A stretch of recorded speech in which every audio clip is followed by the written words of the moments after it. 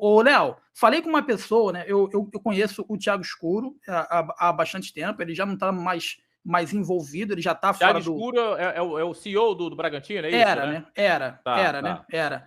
Ele me passou um contato importante. Ontem eu fiz um contato importante com o Bragantino, com a pessoa do Bragantino, que me confidenciou o seguinte: o Bragantino quer a permanência do Matheus Gonçalves. Quer a permanência do Matheus Gonçalves. Como é que eles vão fazer, se vão comprar ou não, mas que eles estão dispostos a concluir essa negociação envolvendo o Léo Ortiz e envolvendo também o Matheus Gonçalves. Entretanto, o Flamengo não quer essa possibilidade. O Flamengo quer contratar o Léo Ortiz, mas não quer envolver o Matheus Gonçalves, porque na cabeça do Flamengo, o Matheus Gonçalves tem um potencial enorme para triplicar o valor dele, né? Para triplicar. E segundo essa pessoa me disse, ele está voltando aí para o Flamengo muito mais maduro, muito mais experiente, vai ser utilizado vai ser muito mais utilizado caso o Everton Ribeiro ele não permaneça para a próxima temporada. Não, e é um jogador, fica à vontade para interromper, Bia, é um jogador que eu vejo dando sequência no Flamengo como eu via nessa temporada.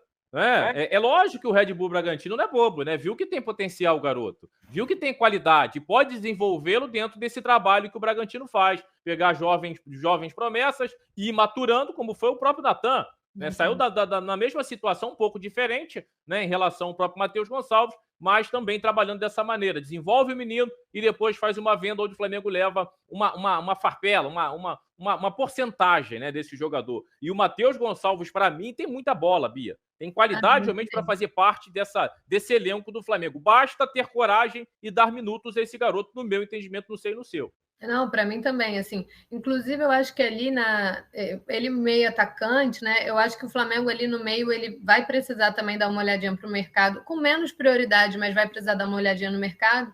Só que com a vinda do Matheus, eu acho que já dá uma equilibrada legal, assim, porque eu gosto muito do Matheus. Eu sempre achei ele muito técnico, com uma qualidade muito acima da média com a perna esquerda. Claro que no início ele prendia muito a bola, ele tinha uma dificuldade ali, que eu acho natural mesmo, da lapidação do jogador, né? Quando você sai da categoria de base, que é uma metodologia diferente, você vai para o profissional, em que tem uma cobrança muito maior, é um jogo muito mais pegado, enfim. Eu acho que nesse início ele prendia muito a bola, ele tinha umas tomadas de decisões um pouquinho equivocadas. Mas aí, no próprio Flamengo, até antes mesmo de ir para o Bragantino, porque o Vitor Pereira gostava muito dele, é uma das poucas coisas boas do Vitor Pereira, né? O Vitor Pereira deu oportunidade para ele.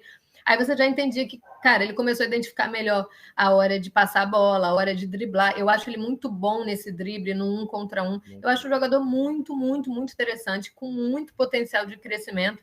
Não à toa o Flamengo trabalha com valores assim já altíssimos, pensando nele. O Flamengo pensa em negociar, se não me engano, por valores de 20 a 25 milhões de euros, é uma coisa assim que eu falei no vídeo até ontem. Não tem uma intenção de fazer isso agora, de vender, não faz parte do plano do Flamengo sentar para conversar, seja sobre uma venda ou por um empréstimo, porque a ideia do empréstimo era isso, né? Ele ter mais minutagem para que ele pudesse voltar de uma forma mais amadurecida, porque havia um entendimento no Flamengo que ele teria pouco espaço. Eu até entendi isso na época, mas depois eu achei muito arriscado, porque a gente acabou pecando muito por carência ali, bem na posição dele, que se ele tivesse, talvez o Flamengo tivesse encerrado a temporada de uma forma melhor. Mas tudo bem, acho interessante para o jogador. Então ele volta com mais bagagem, ele volta com mais minutagem, e aí eu acho também que o Tite vai gostar de trabalhar bem com ele, assim, porque é um jogador de muita... Ele dá muita opção técnica. E você falou uma coisa, que ele sustenta essa posse, a bola bate no pé dele, ele é muito maduro para a pouca idade. Né? É muita qualidade, realmente é um jogador Claro que ainda tem que lapidar, claro que ele ainda vai ter decisões equivocadas, ele é muito novo, mas eu vejo muito potencial nele, muito potencial. Eu gosto muito desse jogador. Não, eu acho um jogador realmente que o Flamengo pode desenvolver e pode encontrar nesse menino, né, um jogador realmente para nos dar boas alegrias, para né? Se ele faz um 2024 bom, maravilhoso para o Flamengo, mas, cara, a ideia, a possibilidade é que o Flamengo consiga vendê-lo por muito dinheiro lá para 2025. Então, negócio gigantesco para o Flamengo. Eu acho que agora abrir mão dele seria burrice mesmo. Acho que o Flamengo vai precisar dar uma trabalhada, entender como que o Tite vai querer, e ver se ele vai conseguir render, se ele vai conseguir se encaixar. Mesmo que ele não vá receber tanta oportunidade, porque ele provavelmente vai ser reserva, eu acho importante tê-lo no elenco até para que seja uma moeda de revenda muito boa lá na frente. Mas eu acho que ele tem muito a agregar durante a temporada. Ainda mais que é uma posição, a gente tem o Alan ali, mas o Alan é um cara com lesões recorrentes, então a gente tem também que se preparar para uma possibilidade do Alan não atuar. A gente sabe que ali o nosso meio é o lugar mais atingido por data FIFA. Gerson pode ser convocado, caso continue aí Diniz por um tempo, a gente não sabe como é que vai ser, mas Gerson pode ser um cara convocado, Pulgar é um cara convocado, De La Cruz é um cara convocado, Arrascaeta é um cara convocado. Então é importante que o Flamengo tenha opção para o setor ali total. E o Matheus, eu acho uma baita de uma opção. Uma baita de uma opção mesmo. É muito bom jogador, realmente. Consegue jogar por fora, consegue jogar por dentro, tem uma qualidade. Pode falar, Jonas, fica à vontade. Na minha opinião, e eu disse até lá no Fora de Jogo podcast, né? O Flamengo ele tem um modus operandi que tá muito na cara para mim, né? Parece que o Flamengo tem medo de colocar os jogadores da base que aparecem, né? E acabar assinando um termo de incompetência. Como assim? Cara, até hoje eu não entendo por quê. O Matheus Gonçalves, ano passado, ele decidiu um clássico no Mané Garrincha entre Flamengo e Botafogo. Ele sempre entrou bem. Não teve um jogo que o Matheus Gonçalves entrou mal. Todo jogo ele entrou bem pelo lado direito, ajudando, fazendo gols, inclusive. Inclusive esse que eu citei agora lá no Mané Garrincha. E o Flamengo foi lá e emprestou o Matheus Gonçalves.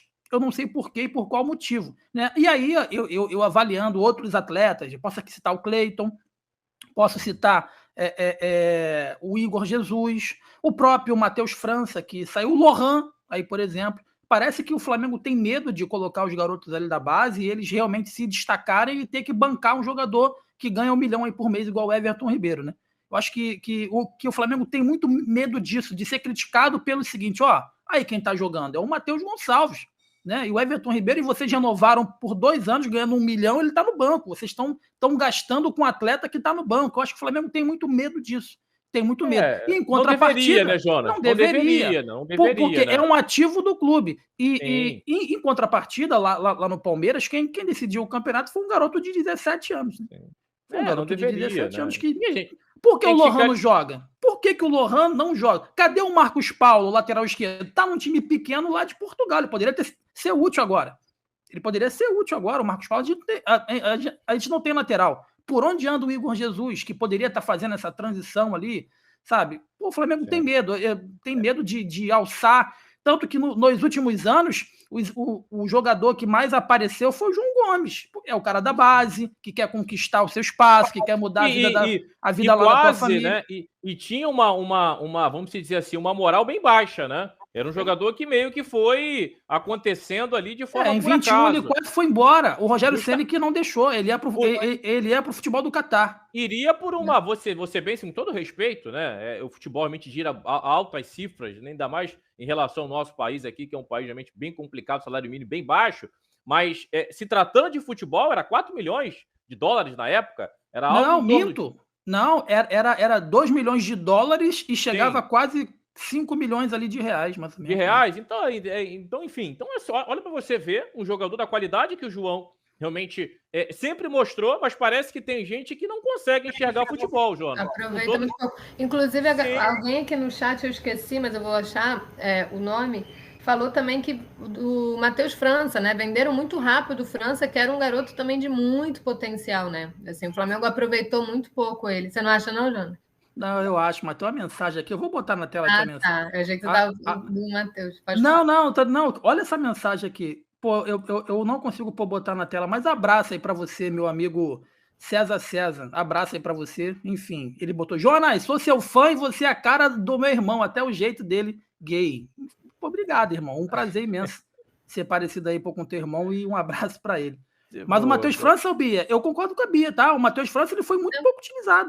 Muito pouco, assim, antes de ser vendido. Foi alguém do chat que lembrou até do Matheus França. E é isso, assim, é um jogador que tem uma qualidade para crescer e a gente lembra muito pouco. Isso reflete o tempo em que ele foi aproveitado. Cara, aí falando, por exemplo, o Igor Jesus. O Igor Jesus estava há pouco tempo com a seleção, tendo destaque.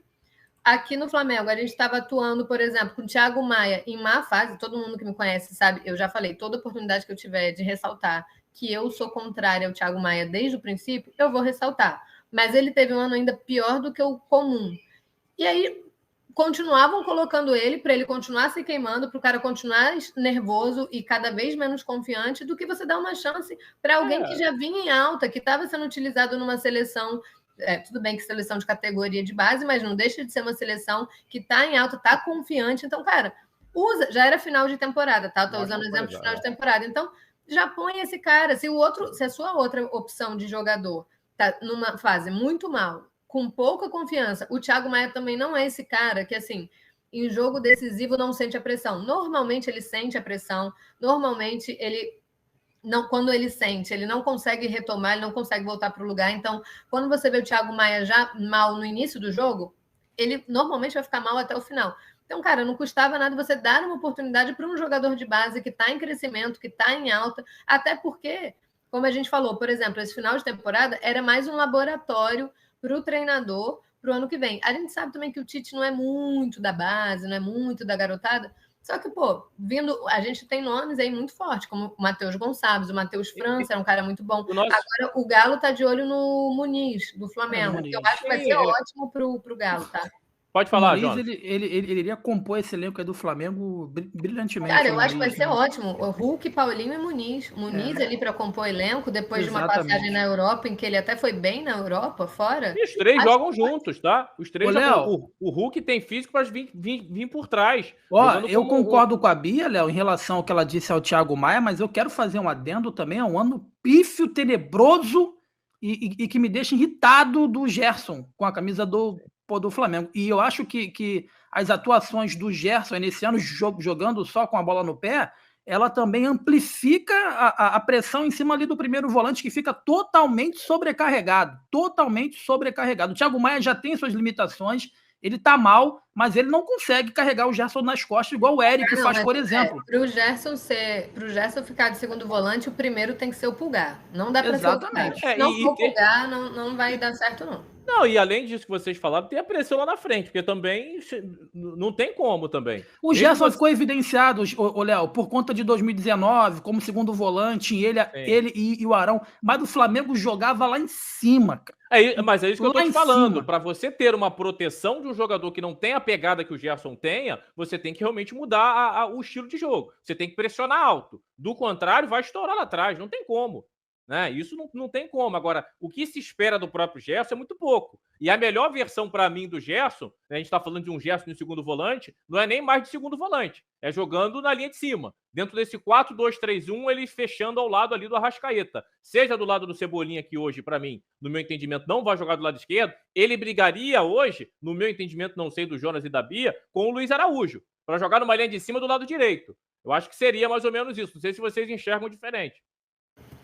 Não, eu gosto dele aí, mas eu confesso que eu também gosto ele atuando com o Pulgar. Eu acho o meio de campo muito inteligente. Assim, eu acho que vai demandar um tempo de trabalho, talvez consiga implementar isso numa pré-temporada, porque a gente até fala, né? O auge do Gerson no Flamengo, aí não pegando retorno, porque eu acho também que no retorno ele foi bem abaixo, foi de segundo volante e ele tinha o Arão, que era esse cara também que conseguia dar essa cobertura para o Gerson. O Pulgar, para mim, é muito melhor que o Arão. Eu gosto muito do Arão, tá? Eu sou uma pessoa que sempre é forte, mas eu gostava bem do Arão.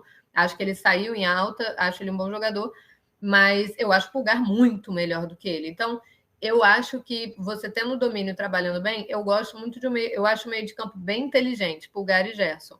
Mas eu acho que nesse ano o erro foi ficar insistindo nele nessa posição. Ele não estava rendendo, o Flamengo não ia conseguir trabalhar esse esquema para fazer esse esquema dar certo. O Pulgar também era um cara que constantemente ele acabou desfalcando o Flamengo, né? Seja por data FIFA, seja por lesão, seja por suspensão de cartão também, que ele deixou a gente contra o Atlético Mineiro, ele não participou, que foi um jogo muito importante para ter ele. Então, ter insistido, por exemplo, nesse jogo contra o Atlético, de Gerson e Thiago Maia, aí eu achei uma decisão equivocada, porque era evidente que o Gerson e o Thiago Maia eles não conseguem funcionar muito, apesar do Tite ter sinalizado para a formação, ele entende que o Thiago Maia é melhor para o Gerson nessa posição do que o Pulgar. Só que, cara, o Thiago Maia estava vindo num ano muito ruim. O Gerson também era um cara que estava começando a ganhar confiança, depois ele voltou a cair de nível. Então, era um esquema que claramente não ia dar certo. Eu acho que trabalhando, eu gosto muito de Pulgar e Gerson meio campo. Mas eu acho também interessante a tua opção. Também acho interessante ele brigando ali com o Luiz Araújo. Eu acho que para um resultado mais imediato frente, né? do Gerson,